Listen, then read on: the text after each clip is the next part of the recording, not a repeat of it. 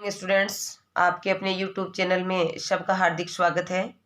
देखिए, आज की वीडियो में मैंने आपकी पुस्तक संवाद सेतु से समाचार लेखन अध्याय से कुछ महत्वपूर्ण प्रश्नोत्तर लिए हैं जो बोर्ड एग्जाम के लिए संभावित हैं। जिसमें आप पहला प्रश्न देखिए, वर्तमान में समाचार लेखन के कितने रूप प्रचलित हैं। यदि इसी प्रश्न को दूसरे शब्दों में पूछा जाए तो वर्तमान में संचार माध्यमों के कितने रूप प्रचलित हैं। तो देखिए, वर्तमान में संचार माध्यमों के 3 रूप प्रचलित हैं: मुद्रित माध्यम, इलेक्ट्रॉनिक माध्यम, नव माध्यम। मुद्रित माध्यम में जैसे अखबार, यानी ऐसा माध्यम जिसके माध्यम से समाचार छपकर हमारे सामने आते हैं। इलेक्ट्रॉनिक माध्यम में आते हैं रेडियो एवं टेलीविज़न।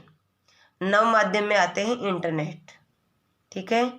अगला प्रश्न देखिए, सूचना और समाचार में क्या अंतर है। सूचना और समाचार में क्या अंतर है। तो देखिए, समाचार का तात्पर्य लोगों को उनके परिवेश और घटनाओं से अवगत कराना है। घटनाओं से अवगत कराना है।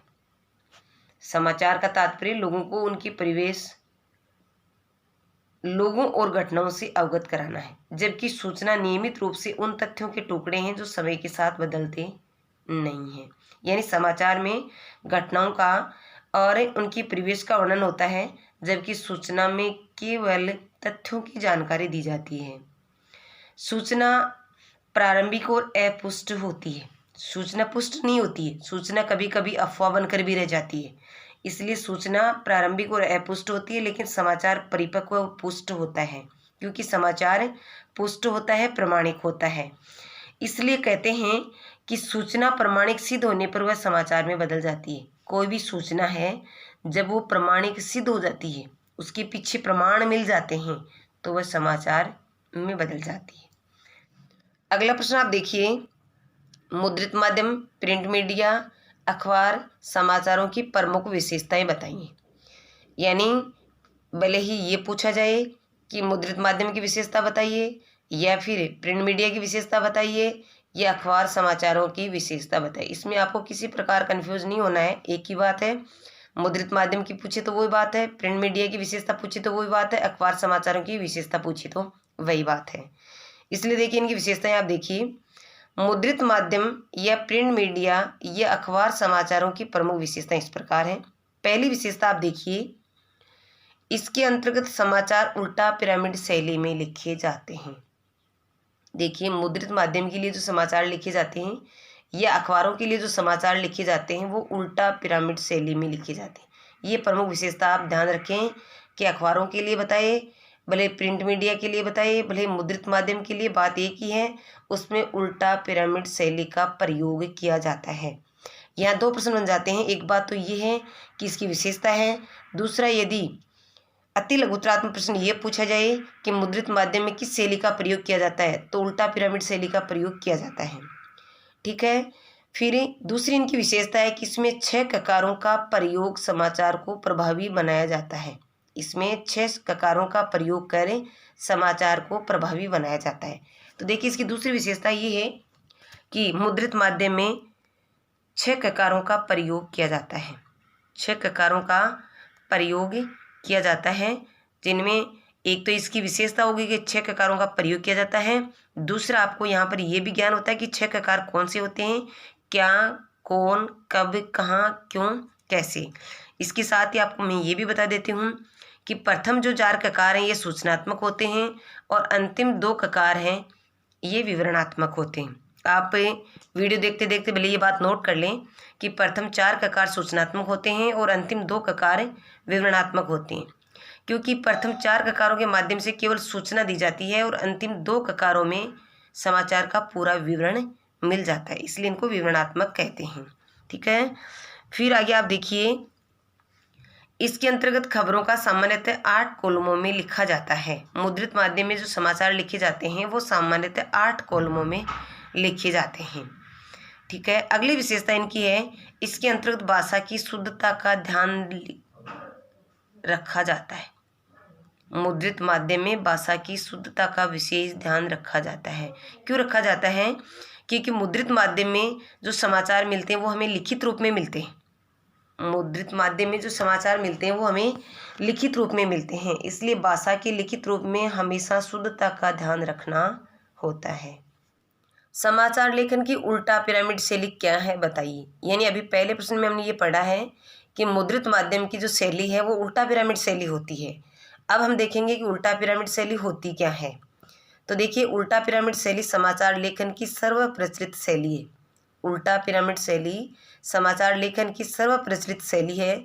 इस शैली में सबसे महत्वपूर्ण सूचना पहले व कम महत्वपूर्ण सूचनाएं बाद में प्रस्तुत की जाती है। यानी उल्टा पिरामिड का मतलब ये होता है कि महत्वपूर्ण सूचना पहले होती है और कम महत्वपूर्ण सूचनाएं बाद में होती हैं। इस शैली में समाचारों को 3 भागों में लिखा जाता है। यदि एक छोटा प्रश्न बनता है कि उल्टा पिरामिड शैली में समाचार को कितने भागों में लिखा जाता है, तो वहाँ आपका उत्तर होगा 3 भागों में लिखा जाता है, जो मैंने आपको आपके सामने इसका एक प्रारूप बना दिया है कि जैसे पहले इंट्रो, फिर बॉडी और फिर समापन। अब आप देखिए कि समाचार लेखन में इंट्रो क्या होता है। देखेंगे आप कि इंट्रो क्या होता है। तो सबसे पहले आप देखिए इंट्रो किसको कहते हैं। प्रश्न भी बन सकता है कि समाचार लेखन में इंट्रो क्या है। तो देखिए, समाचार लेखन का आरंभ जिन पंक्तियों से होता है, समाचार लेखन की प्रारंभिक जो पंक्तियाँ वो क्या होती है, इंट्रो होती हैं। उसे इंट्रो भी कहते हैं, मुखड़ा भी कहते हैं और उसे आमुख भी कहा जाता है। ये 4-5 पंक्तियों का होता है। इसमें क्या, कहाँ, कब व कौन आदि ककारों का जवाब मिल जाता है। जैसे मैंने पिछले प्रश्न के उत्तर में बताया ना कि प्रथम जो 4 ककार होते हैं ये सूचनात्मक होते हैं और इनका इंट्रो में प्रयोग किया जाता है। एक यहाँ ये प्रश्न भी बनता है कि इंट्रो में किन ककारों का प्रयोग किया जाता है। तो प्रथम जो 4 ककार होते हैं, क्या, कहाँ, कब व कौन, इनका प्रयोग कहाँ किया जाता है, इंट्रो में किया जाता है और इनको सूचनात्मक ककार कहते हैं। ठीक है। अब फिर देखिए बॉडी, दूसरा जो भाग है उल्टा पिरामिड शैली का वो है बॉडी। ये समाचार का भाग होता है, ये समाचार का वह भाग होता है इसमें समाचार को विस्तार से लिखा जाता है। इसमें समाचार को विस्तार से लिखा जाता है। इसमें क्यों व कैसे ककारों का जवाब दिया जाता है। मैंने जो बताया ना कि अंतिम 2 ककार जो होते हैं वो विवरणात्मक होते हैं। वो विवरणात्मक जो ककार होते हैं उसका प्रयोग समाचार की बॉडी वाले भाग में काम में लिए जाते हैं, क्यों और कैसे। अंतिम जो उल्टा पिरामिड शैली का भाग है वो है समापन, वो है समापन। तो देखिए, ये समाचार का अंतिम भाग होता है। इसके अंतर्गत समाचार को अंतिम रूप देते हुए समाप्त कर दिया जाता है। समापन समाचार का अंतिम भाग होता है। इसमें समाचार को अंतिम रूप दिया जाता है, अंतिम रूप दे करके और समाचार को समाप्त कर दिया जाता है। ठीक है। अगला प्रश्न आप देखेंगे, समाचार लेखन के 6 ककार क्या है, समाचार लेखन में ये क्यों आवश्यक है। समाचार लेखन के 6 ककार क्या है और समाचार लेखन में ये क्यों आवश्यक है। तो देखिए, समाचार लेखन के 6 ककार कौन से हैं, ये तो हम पिछले प्रश्नोत्तरों में पढ़ चुके हैं, क्या, कौन, कहाँ, कब, क्यों, कैसे हैं। लेकिन क्वेश्चन में अगला क्वेश्चन है कि समाचार लेखन में ये आवश्यक क्यों है, समाचार लेखन में ये आवश्यक क्यों है। तो देखिए, महत्वपूर्ण बात ये है कि ये समाचार लेखन में इसलिए आवश्यक है कि समाचार लेखन के लिए अभिन्न भाग है। ये समाचार लेखन के अभिन्न भाग हैं क्योंकि इनके बिना समाचार तैयार नहीं किया जाता।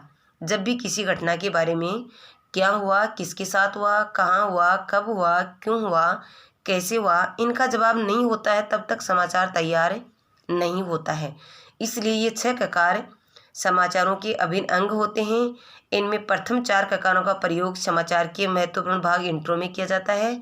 अंतिम 2 ककारों का प्रयोग समाचार के निचले भागों जैसे बॉडी है, समापन है, इनमें किया जाता है। और ये सभी जो 6 ककार हैं ये समाचार को प्रभावी और पूर्ण भी बनाते हैं। ये समाचार को प्रभावी और पूर्ण बनाते हैं। जब तक इन 6 ककारों का जवाब नहीं होता है तब तक समाचार पूरा नहीं होता है। इसलिए इन 6 ककारों का प्रयोग कर समाचार को प्रभावी और पूर्ण बनाया जाता है। धन्यवाद। वीडियो को ध्यान से पढ़ेंगे, इन प्रश्नों को तैयार करेंगे, बोर्ड एग्जाम के लिए संभावित हैं। और इसी अध्याय से प्रश्नोत्तर अगले वीडियो में और आपके सामने प्रस्तुत किए जाएंगे।